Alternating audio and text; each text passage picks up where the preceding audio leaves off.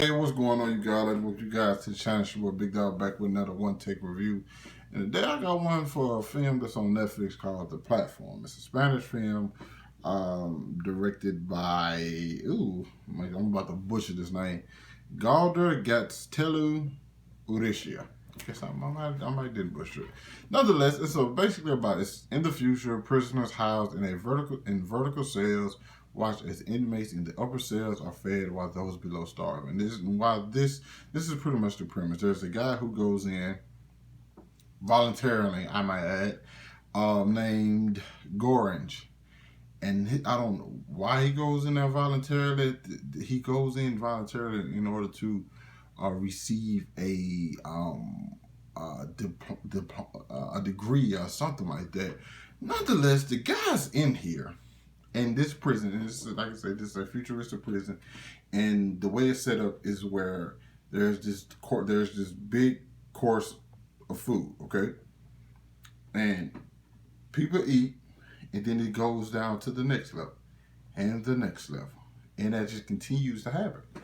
And I think as you're watching the film, you don't really think about what's going on. You just think like, okay, this is how it works. You know what I'm saying? Okay, this is crazy there, because you're watching the film and you don't know how many levels are on this thing.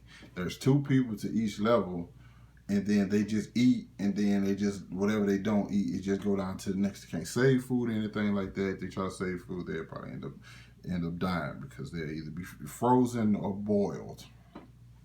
Crazy, right? Yeah, it gets even worse.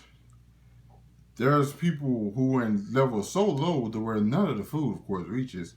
So then you get to that point where you start thinking, am I about to eat the person I'm sleeping next to? Like, initially when I watched the film, I never, honestly, a few minutes ago, if I'm being honest, I wasn't thinking. I was just thinking like how terrible of a place this would be, because the people who eat first eat as much as they can, even though the next day, because like you spend 30 days in a spot, and then you spend another 30, and then you just keep switching. You know what I'm saying? So one month you might be lucky enough to be on on level 4. You know, there's gonna be a lot of food there. Next day you might be on level 100. Next month you might be on level 100, but you know a lot of food doesn't make it down there. You might be enough to survive on. Then let's say the month of that you might be at 175. Ain't no food getting 175. Everybody's allowed to request one thing to bring in there. Gorge brought a book. Some people bring weapons. Some people just bring, you know what I'm saying, memorabilia. But as I sat and thought for a while, you start to realize that it's more of like a social commentary on things, because the people at the top eat more than what they need. Now,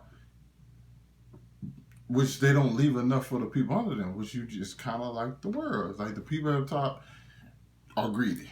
They want more. They have a lot, yet they still want more. And they don't save none for the people at the bottom. And then you start looking at it, it's like the people who are like middle class or whatever, they hate the people at the top because they're pretty greedy. But they also hate the people below them, because it's like, nah, I don't care about you, because why should I? The people above me don't care about me, so why should I care about you? And then it gets to the point where it's like, oh, maybe if I do, maybe I should like try to help you out. You know what I'm saying? Look out for you. But that doesn't necessarily, just because you try to help somebody who's below you doesn't mean they're gonna help out the person below them. It's a never ending cycle. It's truthfully exactly how the world is. It's a depiction of how the world is. Simple as that. Okay. You have the people at the top who greedy, and you know, and they'll quickly forget what it's like. Once they get to the top, they quickly forget what it's like to be the person at the bottom, or that person at the top who was so like being a glutton and just eating everything. They just so happen they just say they level 200 next week. Next month, and then they're like, damn, maybe I should have been like saving more for the people, and I'm trying to help people out who might not have been getting anything. It's when you look at the film like that, and I don't know if people catch it.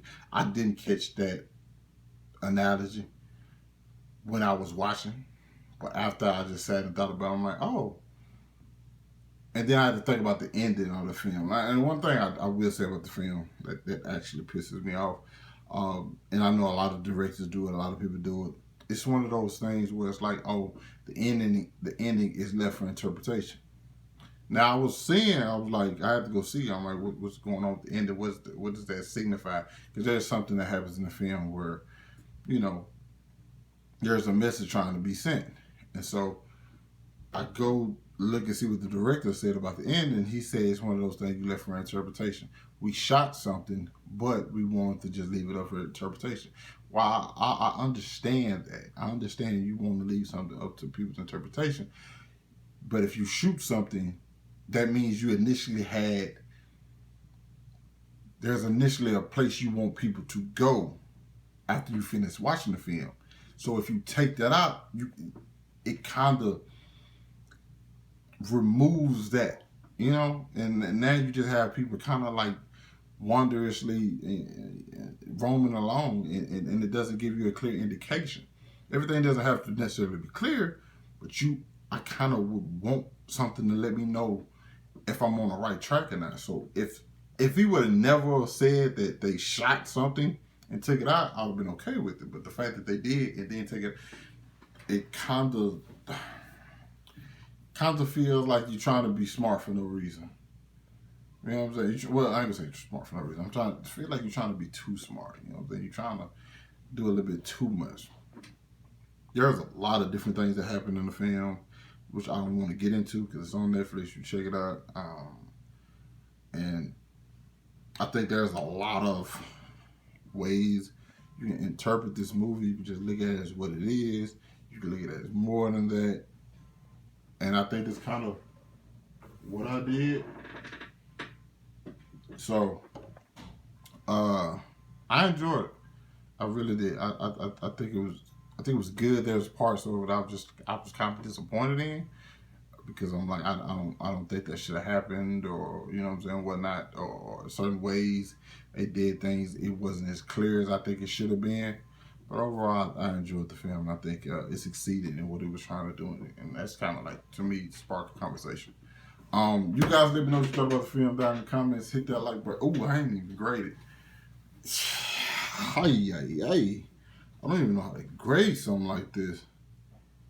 You kind of like grade on did you enjoy the film, and there's certain parts I think I did, and then you grade on like what did it accomplish what it was trying to do, and maybe they could like spark conversation. I think it did that, but it's one of those where it's like it kind of left you feeling uneasy. Granted, I think the film might not accomplish that, but that's just as a personal enjoyment thing. I can't grade it. I would say watch it. It's weird. It's one of those films. It's not the first one to do this. It's one of those films that you're like, oh, is it a good made? Is it well done? A well-made film. You'd be like, yeah. Did you enjoy it? Like, yeah. Like, not something I ever want to see again, though. So, yeah, I'm just not going to grade this one. Just check it out. You guys let me know what you thought about it. You guys grade it. All right, go ahead. Hit that like button, comment, subscribe. I'll catch up with you guys later.